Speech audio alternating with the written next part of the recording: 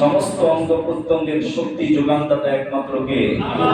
এজন্য মুহতারাম হাজিরিন, আমরা নামাজকে যেমন গুরুত্ব দেই, আমরা যেমন প্রতি সোমবারে বৃহস্পতিবারে রোজা রাখিকে অনেকে ইহতিমাম করি, প্রতি মাসে 3 দিন রোজা রাখি, অথবা আমরা যেমন ইসলামের ফরজ আমলগুলোর ব্যাপারে বিশেষ করে যে আমলগুলো ইবাদতে মাকসুদা আল্লাহ রাব্বুল আলামিন সরাসরি আদেশ করেছেন, যেমন নামাজ, রোজা, হজ, যাকাত, এই ব্যাপারে আমরা যতটা আন্তরিক থাকি, কিন্তু আমি নামাজ পড়বো, আমার শরীরে যে শক্তি যোগান হবে, যে শক্তি আমি তৈরি করব, যে শক্তি পাবো যে খাবার দিয়ে, ওই খাবারটা আমি কোন পথে উপার্জন করছি, এই বিষয়টা সবার আগে আমাকে লক্ষ্য করতে হবে, ঠিক কিনা বলেন? আজকে সমাজের দুর্নীতি এবং অল্প সময়ে বড়লোক হয়ে যাওয়া যে একটা প্রবণতা আমাদের মাঝে আমরা লক্ষ্য করছি, যে একেবারে ছোট থেকে শুরু করে যুবক কি ছাত্র কি ব্যবসায়ী কি চাকরিজীবী কি সাধারণ মানুষ, প্রত্যেকেই আমরা চিন্তা করি অত অল্প সময়ে আমরা কোটি কোটি টাকার মালিক হয়ে যাব, কিন্তু কোন উপায়ে কিভাবে আল্লাহ রাব্বুল আলামিন আমাদেরকে অর্থ উপার্জন করতে বলেছেন সেই পথে না গিয়ে আমরা তখন অন্যায় পথে, অপরাধের পথে এবং শয়তানের দেখানো পথে এইভাবে আমরা অর্থ উপার্জন করি, যার ফলে ওই অর্থই আমার জীবনের জন্য সবচেয়ে অনর্থের কারণ হয়ে যায়।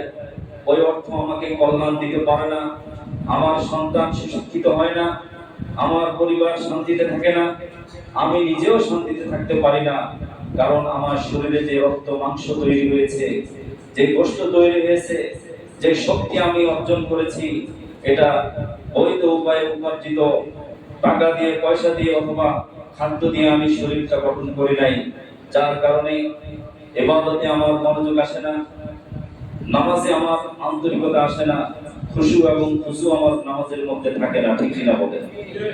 এজন্য প্রিয় নবী জনাব রাসূলুল্লাহ সাল্লাল্লাহু আলাইহি ওয়াসাল্লাম বলেন, তালাবু কাসবিল হালালি কারীমাতুন বাদাল কারীমা। একজন মানুষ যখন সে কালিমা পড়ে নিয়েছে লা ইলাহা ইল্লাল্লাহ মুহাম্মাদুর রাসূলুল্লাহ সাল্লাল্লাহু আলাইহি ওয়াসাল্লাম, এই কালিমার দাবি হলো তার অর্থ উপার্জন এবং খাদ্য উপার্জন, চিকিৎসার জন্য, স্বাস্থ্যের জন্য, বাসস্থান উপার্জনের জন্য তাকে অবশ্যই হালাল পথ অবলম্বন করতে হবে, কোনো অবস্থাতেই অবৈধ পথে তাকে যাওয়া যাবে না।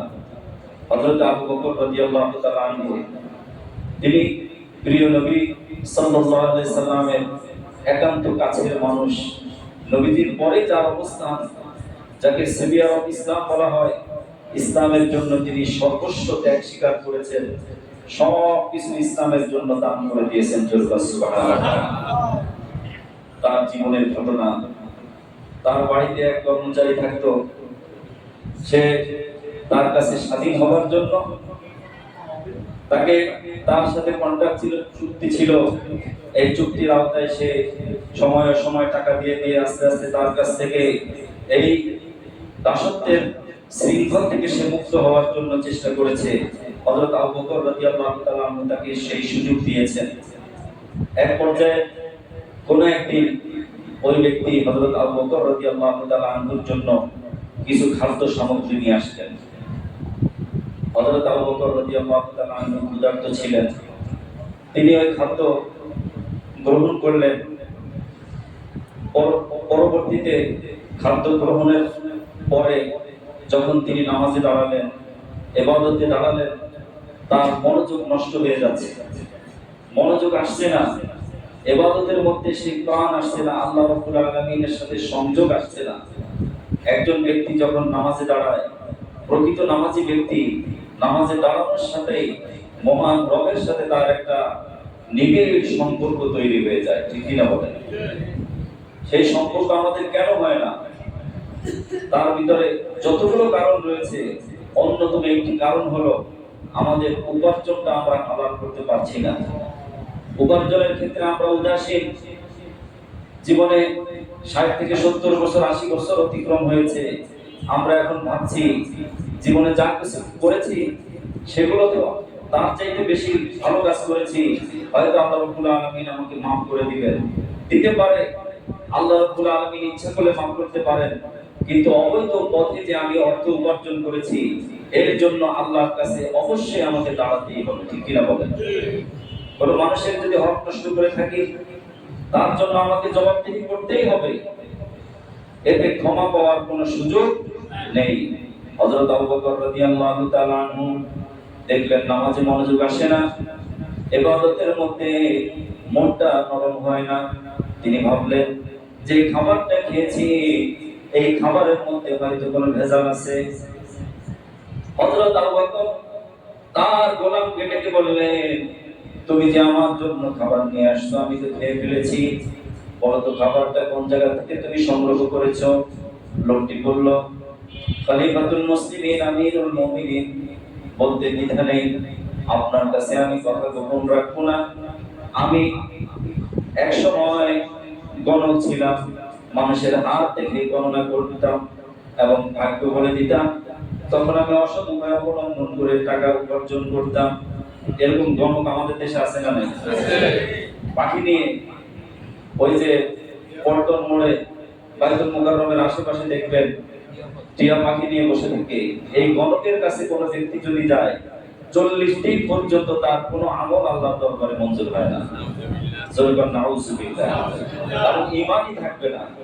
ওই ব্যক্তি বলল যে আমি এইভাবে টাকা উপার্জন করেছিলাম, কিন্তু লোকটা আমাকে অনেকদিন টাকা দেয় নাই, পরবর্তীতে সে আমাকে টাকা না দিয়ে কিছু খাবার দিয়েছে, ওই খাবারটা আপনার এখানে রাখছিলাম। হযরত আবু বকর রাদিয়াল্লাহু তাআলা আনহু চিন্তা করলেন এই খাবার খাওয়ার কারণেই আজকে আমার এই অবস্থা। তিনি সঙ্গে সঙ্গে 2 আঙ্গুল মুখের ভিতরে দিয়ে একেবারে কণ্ঠনালীর ভিতরে আঙ্গুল প্রবেশ করে তিনি বমি করে তার পেটে যত খাবার ছিল সমস্ত খাবার তিনি এইভাবে বমি করে ফেলে দিলেন। সুবহানাল্লাহ। হযরত আবু বকরের মতো মানুষ তিনি এই কাজটি করলেন। দেখুন, শুধুমাত্র একদিন সামান্য একটু খাদ্য তিনি গ্রহণ করেছেন, যার কারণে কোন নেক আমলই তার কাছে ভালো লাগছে না। আজকে আমরাও নেক আমল করি, আমরাও সম্পদের যাকাত দেই, আমরাও বিভিন্ন নেক আমল করি, কিন্তু আমাদের আমলে মন বসে না। তার অন্যতম কারণ হলো যে আমাদের উপার্জনটা যদি আমরা একেবারে নিট এন্ড ক্লিন, আমরা যদি পরিষ্কার পরিচ্ছন্ন হালাল উপায়ে অর্থ উপার্জন করতাম, ওই উপার্জিত পয়সা দিয়ে আমি যদি খাদ্য কিনে খেতাম, ওই খাবার খাওয়ার ফলে আমার আমলের মধ্যে বরকত হতো, আমার এক একটা সিজদা আল্লাহর কাছে পৌঁছাতে 1 সেকেন্ডও দেরি হতো না, ঠিক কিনা বলেন? এজন্য মুহতারাম হাজিরিন, আমরা ইমাম আবু হানিফা রাহমাতুল্লাহ আলাইহির মাযহাব অনুযায়ী আমরা ইবাদত করি, আমরা হানাফি মাযহাবের অনুসারী। আমাদের ইমাম তার জীবনে কতটা সতর্ক ছিলেন, তিনি তার জীবনের একটি ঘটনা, তিনি কাপড়ের ব্যবসা করতেন বাগদাদের বিভিন্ন জায়গায়, তিনি কাপড়ের ব্যবসা করতেন। এই ব্যবসা করতে গিয়ে একবার কোন এক কাস্টমারের কাছে ওই কাপড় বিক্রি করার সময় কাপড়ের ভিতরে যেই একটা দোষ ছিল, একটা ছেঁড়া ছিল, ফাটা ছিল একটা কাপড়, একটা গাইটের, এই ফাটা জিনিসটা কাস্টমারের কাছে বলা হয়নি। তিনি দোকানে যে সেলসম্যান তার কাছে বলে গেলেন যে অবশ্যই ক্রেতার কাছে এই দোষের কথা বলতে হবে, যে ভাই আপনার কাছে এটা বিক্রি করব, এই পণ্যের ভিতরে এই দোষটা আছে, যদি আপনি এটা জেনে শুনে কিনেন তাহলে তো কোনো অসুবিধা নেই, কিন্তু এটা গোপন রাখা যাবে না। আজকে আমরা যারা ব্যবসা করি, এখানে অসংখ্য ব্যবসায়ী ভাইরা আছি, ব্যবসা করার ক্ষেত্রে আমরা অনেক সময় ভালো মালের সাথে খারাপ মালকে মিলাই, আমরা ওজনে ফাঁকি দেই, খাদ্যদ্রব্যের মধ্যে আমরা ভেজাল মিশাই। এর চাইতে নিকৃষ্ট কাজ একজন মুসলমানের জন্য আর কিছুই হতে পারে না, ঠিক কিনা বলেন? হযরত আবু হানিফা রাহমাতুল্লাহ আলাইহি তিনি দোকানে আসলেন, এসে শুনলেন ওই কাপড়ের কার্ডটা বিক্রি হয়ে গেছে। তাকে বললেন তুমি দোষের কথা বলনি, যে কাপড়ে এই সমস্যা আছে? তিনি বললেন, হুজুর আমার ভুল হয়ে গেছে, আমার মনে ছিল না, এই কথাটা বলতে আমার মনে ছিল না। ইমাম আবু হানিফা রাহমাতুল্লাহ আলাইহি তখন বললেন, কোন তার থেকে এই কাপড়গুলো তুমি বিক্রি করেছো?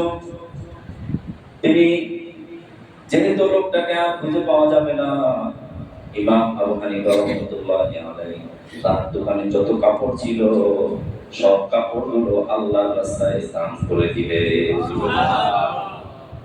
এবং অনুশোচনা করলেন, আল্লাহর কাছে ক্ষমা চাইলেন, মাবুদ গো, সামান্য একটু কারণে হয়তো আমি আপনার কাছে ধরা পড়ে যাব।